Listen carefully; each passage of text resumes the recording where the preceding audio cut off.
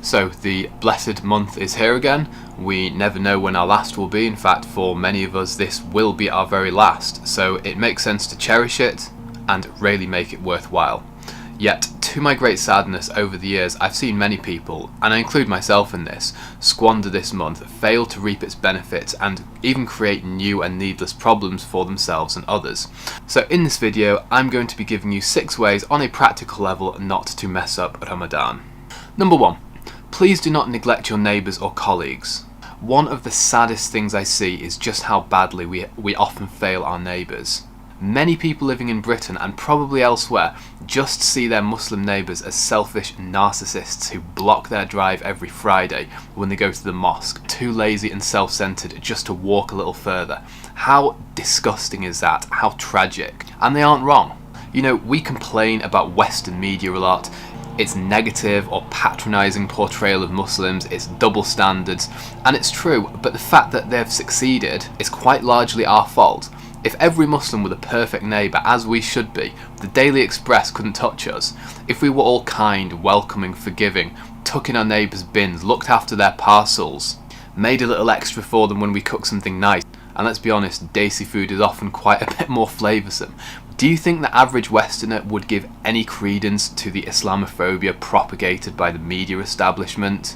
We have the chance, more than ever, to be the comfort that comes into people's lives, and hardly any of us, and I largely include myself here, have truly taken that chance.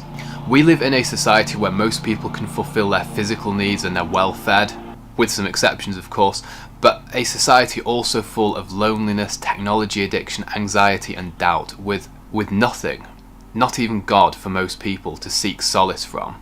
Yet we can provide the light and comfort into people's everyday lives that they need. The dependable neighbour, the co-worker who never backstabs or lies or gets involved with office politics.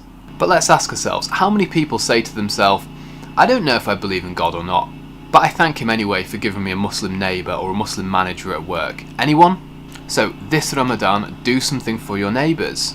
You can start small. I know that this society is a more reserved one compared to, let's say, Arab or Desi society, and you don't want to be seen as imposing on them, but there's plenty that you can do. Oh, it's the month of Ramadan and part of our tradition is making a little something for our neighbours, so here you go, here's some samosas or mitai or whatever. Easy. And remember, we're not going to be good to others on the condition that they reciprocate or on the condition that they suddenly show an overt interest in Islam. No, we're going to be good to them because they are our neighbours and our neighbours have rights and we have duties to be good to them unconditionally. The second thing that really makes me cringe and something which I pray that this year we can avoid is when people complain about how difficult fasting is for them, especially to their non-Muslim co-workers. We already live in a society where any meaningful religious devotion is widely considered to be an unnecessary burden and at worst a maladaptive trait that people need to be freed from. What is telling people how hungry and thirsty you are going to achieve? Best case scenario, that you lack moral fibre, which would be true by the way, because relatively speaking we only experience quite mild hunger and thirst stress. But more likely, the impression will be given that you are doing something unnecessarily burdensome. And even if they respect the so-called difficulty that you're putting yourself through, you are still advertising it as needless hardship. Just think, how many of our non-Muslim friends and colleagues say, I could never do that. Not even water, how can anybody do that? Great, at the very best, maybe following Islam will give a modicum of respect, but you have still advertised it as being untenable for most people. Surely, if nothing else but for your own dignity, wouldn't you rather just say, I'm fine. Yeah, it sometimes gets tough in the summer evenings, but you'd be surprised what your body and spirit can do. I take it as a chance to be more productive and reflective without having to worry about food, blah blah blah. Oh, and that thirst thing, very overrated. You don't really get too thirsty. Truth, again, is moaning and whining even going to help you? Number 3. Do not stuff yourself with food at breakfast or indeed at dinner. This is rather like cheating in a competition, except that your cheating actually makes your performance worse. What do I mean by this? Well, obviously stuffing yourself full of food in a month where you're supposed to be disciplined and modest with your consumption is kind of going against the spirit of the whole thing, but it doesn't even work. In fact, it makes it harder. If you overeat at dawn, apart from having poor sleep and digestive problems afterwards, you'll feel hungry throughout the day. It's almost as if there were a divine mechanism that doesn't reward cheating. You see, If you fill your stomach and raise your blood sugar considerably in the morning, you will feel much more hollow afterward, and you'll get a much greater sugar low after the sugar high as well. So eat normally and healthily and you'll be fine. I usually have some scrambled eggs and toast with avocado, 1 glass of water and some fruit. Easy. Number 4. Be prepared to give more coherent explanations as to why you fast than variations of "it's a giant hunger strike in solidarity with the poor." Yes, going without food and drink in daylight hours absolutely can make one empathise more about people who are literally dying for want of nutrition, and can spur us on to greater heights of generosity. But firstly, let's be real, we are not putting ourselves in a situation that comes close to being comparable. When we fast, our bodies have relatively mild hunger and thirst stress. The feelings of hunger and thirst are really just our bodies missing the excess which we now consider to be normal.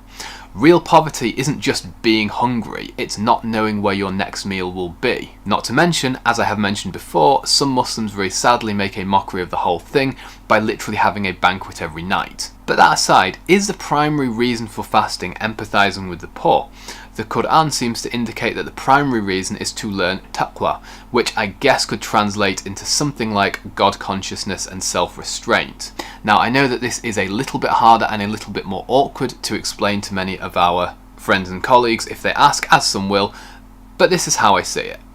There are things all around us all the time which are sustaining us. There's nutrition, moisture, temperature, principles or laws, if you like, of nature, maintained within a very narrow range. If any of these were to change, we suffer or just die. And no, if there are any internet atheists watching this, I'm not about to make the teleological argument, aka Paley's watch from Complexity or anything like that. The point is, even in this so-called free world, and people wanting to be their own god even, we are in fact utterly dependent. Now, adjust 2 of those parameters a little bit, nutrition and water, even for a day, and you rarely feel it. Yes, from a biological perspective, it is quite a mild level of stress, but it is still enough to be acutely aware that we are dependent and that something is sustaining us every second of the day. Now, is this in itself an immediate bridge between non-religion and following Islamic norms, so praying 5 times a day, etc.? Well, no. But the acute knowledge and feeling that you are being sustained and are utterly at the mercy of forces outside your control is at least enough to really make you think. For me, one of the most beautiful metaphors, descriptions in the Quran of God is translated, which is usually translated as mercy, is related to the Arabic word for womb. I'm not going to describe here how Semitic languages have roots which link words here, but it's very interesting. Oh, and by the way, feminists who complain that Abrahamic religions worship an angry, sexist man in the sky, please take note. Arguably the most pertinent metaphor describing God in the Islamic holy book is not a very masculine one, the womb. Anyway, a womb sustains life, providing it with all it needs, in a way that we can clearly see. Though I think a womb is a good metaphor for this life as well. Yes, we can't see the walls, but the environment, this reality that we live in, hostile as it may sometimes be, is sustaining us. So again, there's no knockdown philosophical argument for the existence of God that I'm trying to give here, but the physical and emotional realization that we are being constantly sustained is a removal of one of the many barriers that people put between themselves and the recognition of the divine, if you like. This delusion that the individual or even the human race is somehow its own master or sustainer. Fasting helps us remove that barrier and show that there is at least something to be grateful towards. Number 5. Please do not lower your productivity levels. Again, we already live in a society where much of the population believes that religion, whatever that term actually means, but that's another story, is a waste of human endeavour, and there is really no need to ratify it by being lazy and unproductive in this month, and it won't make your hunger any better. Personally, I prefer to be fasting whilst at work because being very busy and productive, especially in the non-stop environment that teaching my day job is, but whatever you do, this is certainly a time to be productive. If you're a person who prefers to book much of the holidays off in Ramadan and spend those days in worship and contemplation, that's also being productive. I'm not saying that being productive has to fit a secular friendly understanding of the term. I'm just I'm not just talking about physical self-improvement or making like house improvements, for example. All I'm saying is don't act like this is a month to be a waste of space. Sitting around for hours and hours watching TV until it's time to eat would be an example. Doing all-nighters just so you can sleep through as many non-eating hours as possible would be another. So in this month, be productive in whatever way you want, but please be productive. Number 6. Do not neglect physical exercise. If you aren't already doing physical exercise, start now. One of the, well, not inconsiderable embarrassments of our community or communities is just how out of shape many of us are. If you come down to the masjid, the mosque, you'll see your fair share of uncles with their pot bellies and twigger arms. And look, I'm not trying to shame or insult anyone. I am my own worst critique when it comes to my own health. I mean, apart from my wife. Like, if I eat rubbish or neglect to do exercise, she'll tell me what she thinks and how she doesn't want to be married to an out-of-shape, porcine loser. And it's great. It really helps. I mean, something I think is quite funny is that the political far right, if you like, sometimes give doomsday predictions about Muslims somehow taking over Europe, even by force. Well, they can sleep safely in their beds because half of the over 40s can't even get themselves organised to turn up to a wedding on time and get out of breath climbing up the steps to the venue. They're hardly very combat ready. Contrast that to the Holy Prophet, upon whom be peace, and his companions wrestling with each other in the mosque, marching through the desert in full armour, digging trenches in the burning sun and fighting for survival, and well into their 40s and 50s. So, get in shape and don't let Ramadan be an excuse.